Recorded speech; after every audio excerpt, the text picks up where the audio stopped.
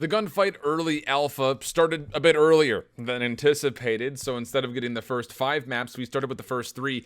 Spent about a couple hours of gameplay going through it. Thought I'd give you guys my thoughts and reactions. Hope you enjoy.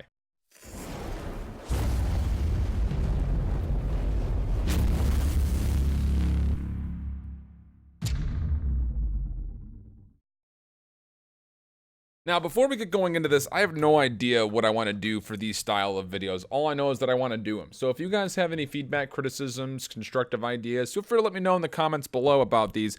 But I want to give you guys a little bit of a taste as far as what Modern Warfare is looking like from my perspective. Now, I'm going to be doing a lot of this from the competitive side of things, but I want to start focusing more on casual style content. So I'll kind of give you guys an idea as far as how things go, starting off with the very, very tippy top, which is the loading screen. So as we start things up, loading screen looks pretty darn good, I would say. I'm very, very impressed by it. I will say that, again, this is something that you want to be able to get through quickly. The early alpha not really showing us much. You can put a clan tag in, you can use calling cards, you can do emblems, and of course there's the pre-purchase section. So not a lot really to go over here, so let's just go ahead and dig into the maps. Starting with King, the first one up, and if you've watched any of the gameplay revealers, you've probably seen this one, factory style map. Very, very fun, and again, the way that gunfight works, in case you're not familiar, is that you get different weapons every single round, well, every 2 rounds, I should say, and they come with random attachments, a certain set amount of attachments, I guess, is the best way of putting it, and you get those every 2 rounds. You don't get to regen your health. It's a 2v2, and the first objective is to get the kills for the round. If you don't get the kills for the round, a flag will open up in the middle point. It doesn't take too long to capture, and that will go away after a certain amount of time. That's the overtime portion. You can see in the very bottom left, that's where you're going to see the in-game timer as far as how long these rounds last. Now, beyond that, if you do not get through the flag portion, you also notice the very top middle, there is a certain amount of HP that's involved.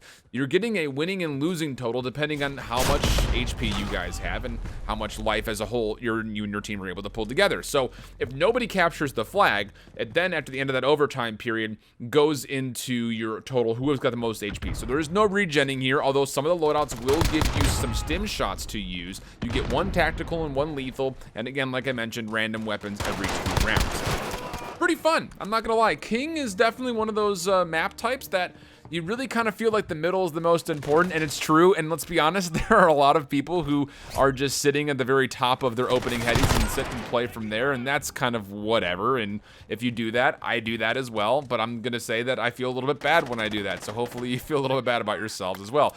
Nice stim shot, forehead. Again, that's one of those things, you get different equipment every 2 rounds, so you need to know what you're coming to bat with. I thought I had a tactical there, I had a stim shot, so I stim shotted at 8 full HP. You really love to see it. And my biggest thing about this game mode is I think that this will honestly take place of the current 2v2 wagers and search and destroys or things like that. You can also 1v1. There's in fact a handful of tournaments that were going on today through Checkmate Gaming. So if you're looking to compete in these style of games, you can do so by going to checkmategaming.com, and if you're in the alpha, there's already games going on. $500 plus prize pools are going on for guaranteed money. So cool. Again, you kind of love to see that. It's a good little start for you, and it's just interesting, I think, to see how this will develop when it comes down to kind of meshing the casual and competitive elements, because obviously this is a very competitive style game where you're going 2v2, you don't have the safety net of having other teammates, you don't have regen, things like that. It just comes down to who's better with the weapons. Am I better than the weapons that I have on hand, or are you better with the weapons that we have on hand? It's kind of a really kind of cool dynamic, and I think that, like I mentioned, this is going to take over the 2v2 wagers and things like that. You hear people talking about on Twitter, if you follow people in the pro scene that do it. I think you're going to be seeing a lot more of this be utilized, because it doesn't really come down to objectives and search and destroys. You just play with the weapons that the game gives you, and everyone comes to even footing. You don't. It's a very small, intense map. I love it a lot. Here's that flag that I mentioned that opens up. You see the overtime wheel starts to tick away, and if that goes down, then it would be health that would come in next. The fact that I made this play was a little bit ballsy, but you know they figured they had to check it. It paid off. Good for me. I'm awesome. One of the few clutches I'll get. Again, I'm not very great at using the controller still when it comes to Call of Duty, so some of the clips that you'll see if you watch me live on Twitch, you're going to be, just go ahead and just start flaming me about it. There's our second map up. Speedball is this one. It kind of feels like a paintball map. which is, I think, probably part of the reason why it's called Speedball. I don't know why it's called Speedball, but it is. Again, it's really, really fast-paced, very fun. There also are some headies that you can just sit back on if you so choose to, and you'll see me utilize the mount mechanic every now and again. There's a couple different ways that you can use it. As you can see, double tap to mount. That's what I had this setting. I was playing. There's 3 different settings you can have to mount, and the mounting is essentially you get the idea of you can just mount your weapon on top of whatever environment is near you. So if it's a corner, you can kind of lean peek with it. If it's a front ledge, you can put it straight down on the ledge, and it reduces recoil dramatically. But it does keep you stationary, and about your upper shoulders up are showing, so you'll see me kind of utilize it that. But there are 3 different types of settings you can do. You can double tap to mount, which is what I just did right there. Or you can hold ADS to mount, which I would not suggest doing, because if you are holding ADS and you're kind of want to just hold an angle, you will get snapped on to the corner next to you, kind of like a Gears of War style almost. And then the one that I ended up going with at the very end of playing was you ADS and then hit your melee to mount. So it kind of gives you a little bit more control in case you like the L trigger, moving left to right, kind of triggering back and forth between the L trigger. You can kind of use that to kind of, again, guide where you're going to be going. I love all of the banter in between the games, too. There are global, of course, voice chat, as you would anticipate. Also, I believe there is proximal death voice chat as well. There were some kids that were raging, and it was pretty funny. He did not get his sniper rifle that he wanted to. He instead got an M14. It's a semi-automatic rifle. It's a tactical rifle. It's almost like a sniper. Didn't pay out for Agent Diamond dude there. But again, it's just, I love the idea of this kind of a game mode, because it maybe gives you an opportunity to use weapons that you might not, you know, depending on what the competitive meta will look like. Again, we don't know, but the biggest thing that I noticed while playing this was not the utilization of different weapons, but the time to kill felt generally good between every single weapon that we used. The pistols, they took a while, except for the Deagle's a 2-tap. The M14, 2-tap. LMG, 2-tap for the most part if you hit a headshot, and then the ARs and SMGs somewhere between 4 to 6 shots. It felt generally pretty good. Again, from Black Ops 4, we were dealing with 150 HP. This is just down to 100, so you'll see some of the Deagle action come into play for a couple of these clips.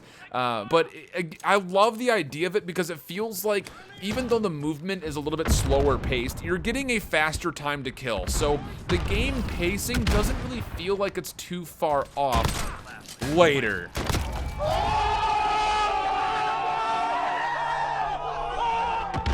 Not today, not today. That's the coolest clip I hit all day, for sure. And it was honestly a little bit lucky.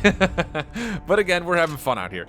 The time to kill feels pretty decent, and there are different types of running speed. Here's our 3rd map. This is Pine. You'll see my gun come up. That's the double sprint. There's a regular sprint and a double sprint that this game has, which again, you don't have the same kind of sliding mechanics that you had in Black Ops 4, but you do have the ability to kind of burst run at a faster speed. Your normal sprint you can do continuously for as long as you want. Your double sprint, your faster sprint, that puts your gun completely up. It takes longer to draw it, and you can only do that in a certain burst amount of energy. Now, we anticipate there being perks to allow you to double sprint for longer, if not for an entire time if you so choose.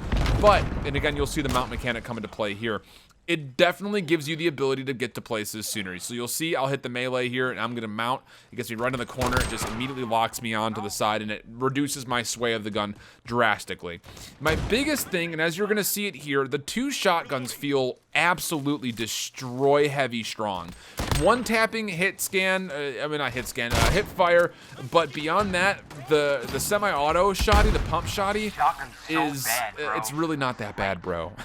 They're actually really freaking good. You just have to hit your shots with it. The pump shotty, it feels like it hits at way too far of a range. I was getting one tapped by it at a pretty considerable range, but the double barrel one felt pretty decent. It definitely makes it punishing if you miss your shots, and it definitely packs a punch. That's the one that actually comes with a sniper scope on top of it, one of the attachments as well. Here's that pump shotgun that I was talking about, and again, that seems like a decent distance, but even still, I mean, if I weren't to have hit him the first time, I would still have wanted to hit 2 times for that to hit. And even if I were to have hit them there without the first shot, I think that would have been an insta-kill because it was center mass at that range. And it feels a little bit too generous.